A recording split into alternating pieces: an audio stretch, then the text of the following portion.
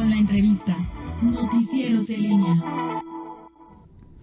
Ya son las 8 de la mañana con 5 minutos, 8:05, y agradecemos esta mañana su presencia aquí en el estudio del secretario del Agua de Guanajuato, José Lara Lona. ¿Cómo está, secretario? Buenos días. Muy bien, muchas gracias, muy contento, muy buenos días, gracias por invitarnos a este espacio.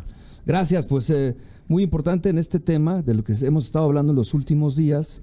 Tanto el gobernador de Jalisco, Pablo Lemus, y 7 alcaldes de la Ribera de Chapala, pues dicen que esto que se quiere hacer del acueducto que va de la presa Solís hacia distintos municipios del estado de Guanajuato va a provocar, dicen ellos, un colapso sin precedentes e impacto irreversible en la ecología. Ellos no quieren que se haga este acueducto. Ciudadanos, por lo que sabemos, por las propias palabras del gobernador de Jalisco, hay más de 1,000 amparos en ese sentido. ¿Qué nos puede decir al respecto? ¿Están mal informados? Porque también escuchamos a la gobernadora que decía que les faltaba información y que iban a trabajar en eso. Mira, yo creo que sí, es necesario aclarar y poner en contexto lo que está sucediendo. Efectivamente, Guanajuato pertenece a una cuenca hidrológica donde están inmersos otros 4 estados, Estado de México, Querétaro, Michoacán y Jalisco. Es un sistema de cuencas que es el mecanismo que reconoce la propia ley para poder administrar el vital líquido. Dicho esto, es importante mencionar que en esta cuenca los usuarios del agua están determinados, tienen un título de asignación o concesión, y que lo primero que hay que decir es que el acueducto no será un usuario más, es decir, son, si mal no recuerdo, 26 usuarios registrados y no estaríamos incluyendo uno más que quite agua a los volúmenes ya asignados. Esto es muy importante decirlo porque ¿qué es lo que se está haciendo en realidad? Pues que simple y sencillamente el estado de Guanajuato y la Federación Conagua hizo un acuerdo con uno de estos usuarios. Uno de todos estos usuarios de la cuenca se hizo un acuerdo. ¿Cuál es este usuario? Y aquí es donde entra el tema de la tecnificación del campo. Ese usuario es el Distrito de Riego 011. Dicho en otras palabras, a través de un convenio formalizado, donde inclusive se firmó por parte de la Presidenta de la República y de la Gobernadora, el acuerdo con este distrito de riego, que insisto es uno de los que ya están registrados, se convino que a través de la inversión de la tecnificación a este distrito de riego, el volumen que se ahorrara de la tecnificación, pues se cedía al acueducto. ¿Y qué es la tecnificación? ¿No? Porque luego muchas veces pues, son términos que hay que aclarar. Pues no es otra cosa más que lo que hacemos en las ciudades, más que lo que hacemos en nuestras casas, que es cambiar esa tubería vieja por una nueva, una llave que gotea por una nueva, la regadera ahorradora, todo eso. Eso es la tecnificación del campo a otra escala. ¿Qué implica? Pues bueno, revestir los canales principales, canales secundarios, llevar sistemas de riego por goteo a las parcelas, todo eso es, en términos generales es la tecnificación.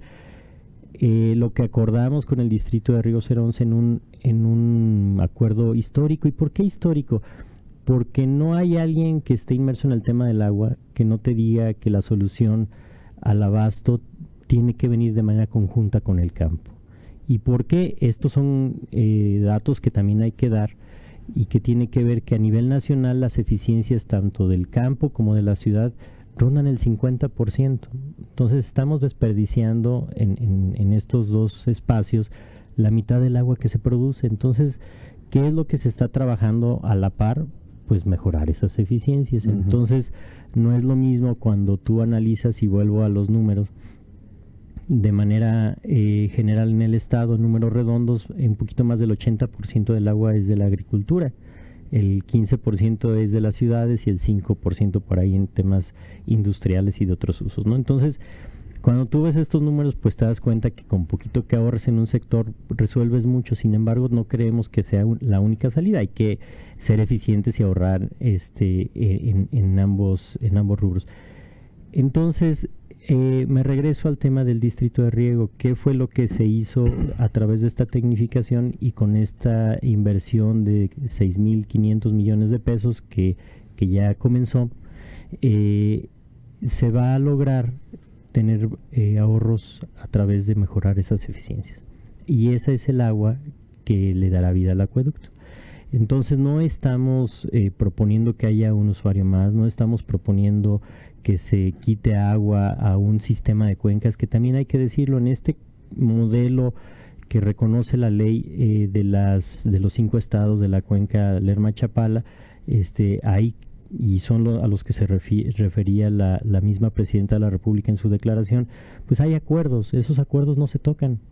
Esos acuerdos prevalecen y esos acuerdos tienen un sistema de operación establecido en el mismo decreto, donde al llegar a ciertos volúmenes en los vasos se vierte para que contribuyan a la cuenca, ¿no? Entonces, esos acuerdos, perdón, secretario, ¿qué derecho le dan a Guanajuato y qué obligaciones le dan? Y si se han cumplido sus derechos y lo que ordena ese decreto. El decreto de la cuenca del 2014 lo que establece son los volúmenes mínimos que deben de tener los vasos para poder garantizar, por un lado, el ciclo agrícola y también el cauce hidrológico de la misma cuenca, ¿no?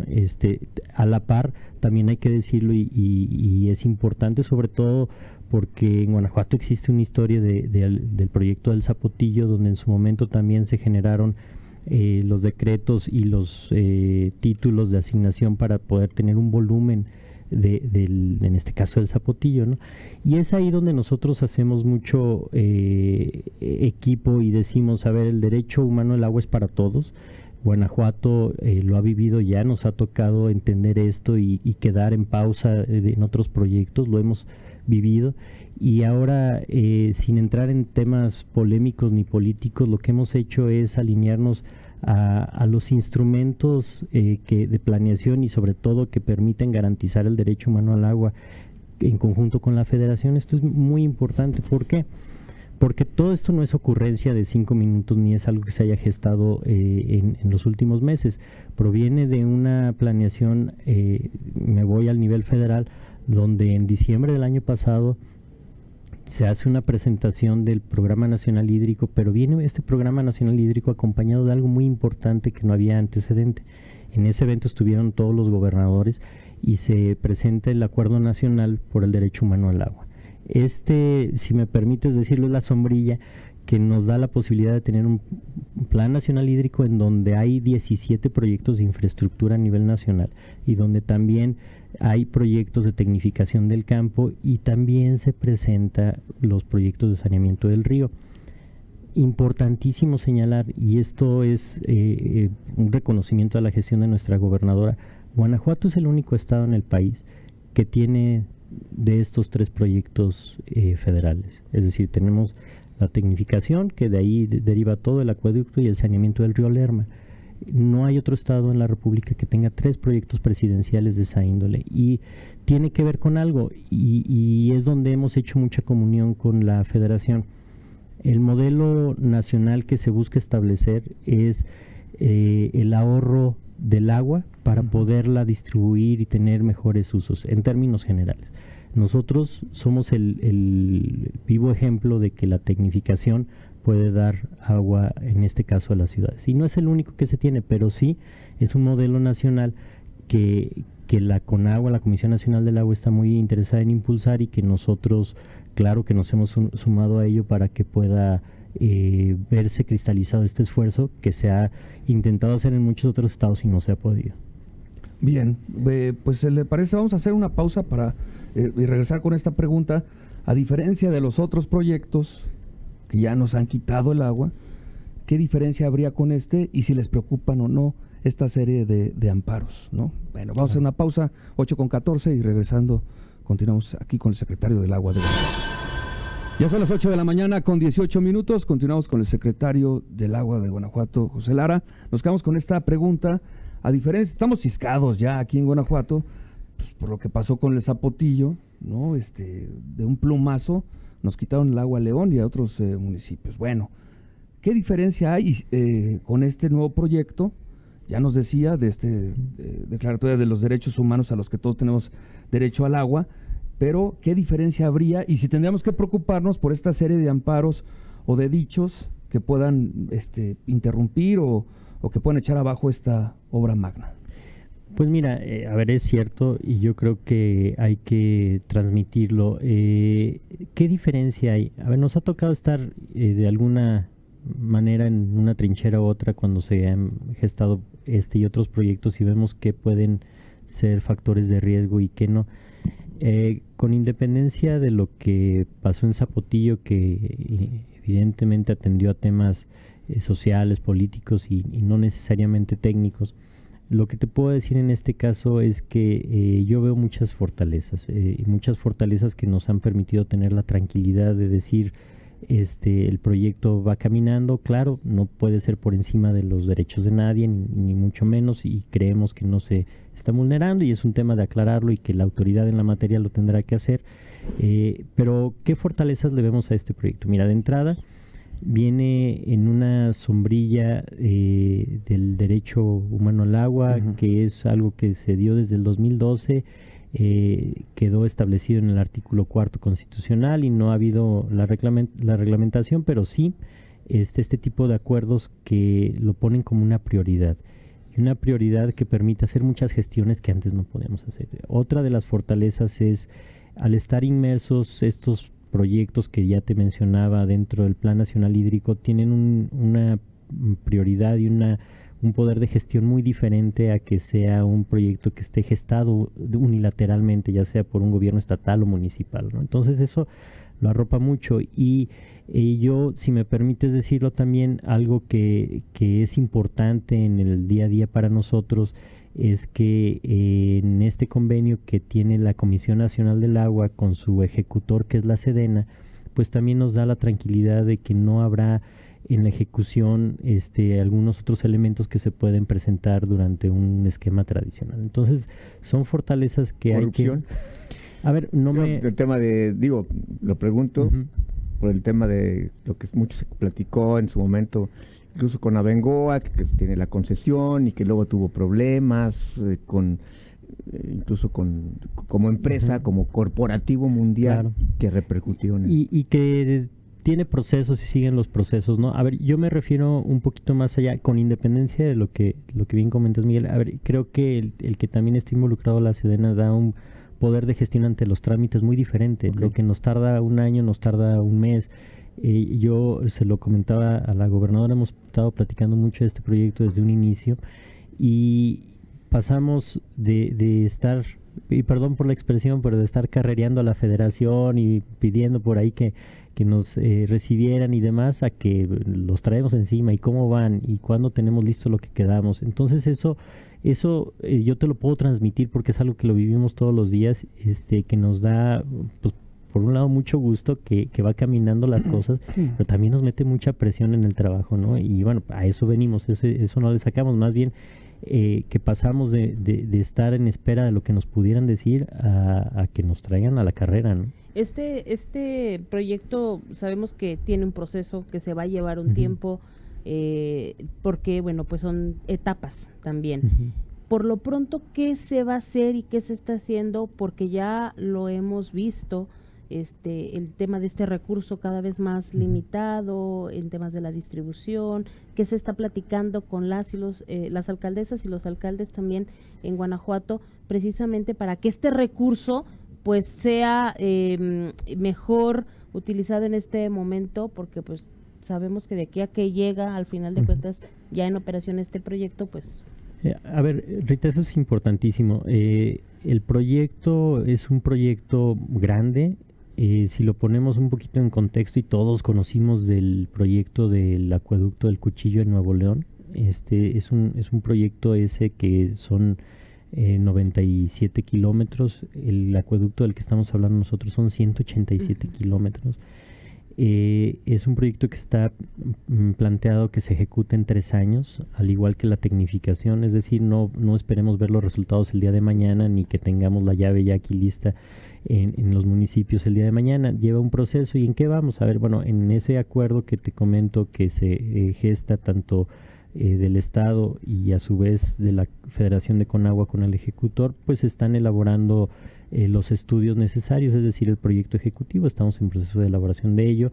no nosotros, lo está haciendo directamente la Comisión Nacional del Agua a través de la Sedena, y hemos estado pues haciendo toda la inspección necesaria en campo para lo que tiene que ver con los trabajos físicos del acueducto, es decir, la introducción del tubo, que también hay que decirlo, es un tubo que tiene un diámetro de unos 60 y tantos, son 74 pulgadas, entonces no es sencilla la ejecución.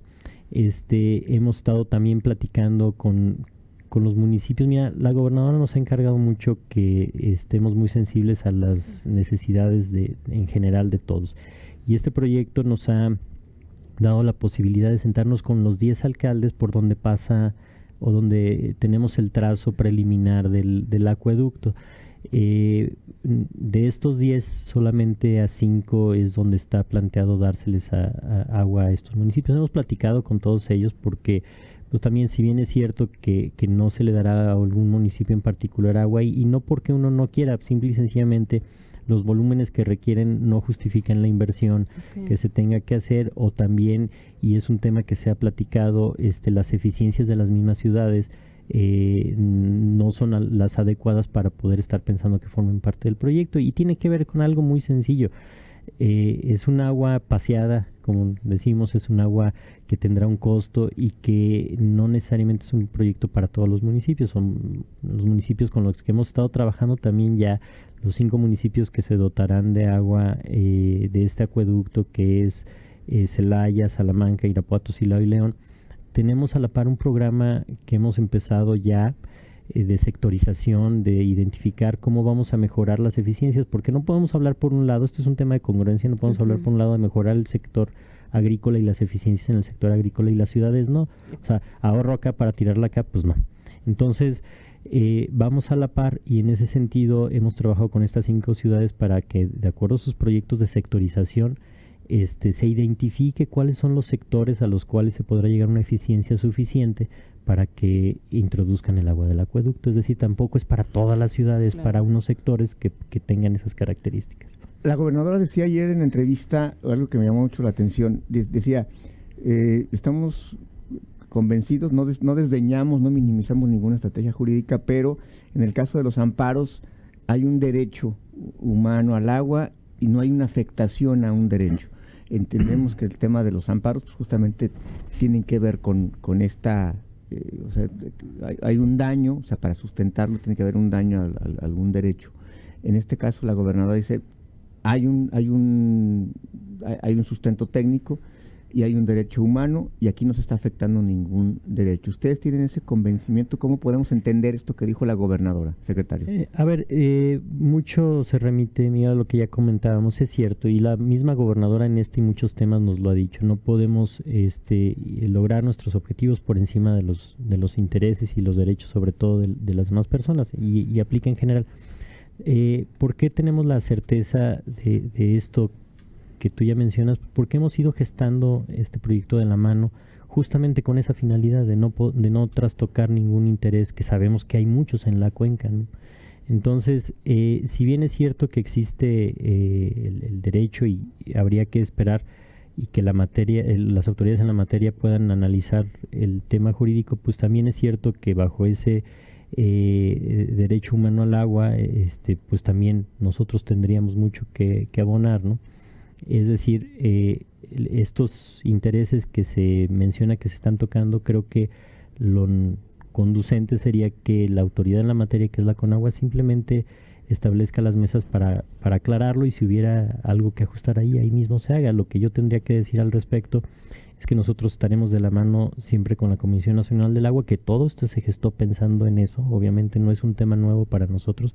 A lo mejor lo que faltó es sentarse con Jalisco, comunicarlo como debe de ser, y que tengan la garantía de que también pues no se tocarán esos intereses, porque también el lago de Chapala, que llega, el agua de la que estamos hablando llega a Chapala a través del río Lerma, pues no es el único río que llega ahí, son muchos otros, ¿no? Entonces, cuando se empieza a hacer números, a dimensionar todo esto, claro que tiene un factor, pero pues obviamente el trabajo de todos nosotros en conjunto con la Comisión Nacional del Agua fue plantear algo que no tuviera ninguna afectación ahí o en alguna otra parte de la cuenca.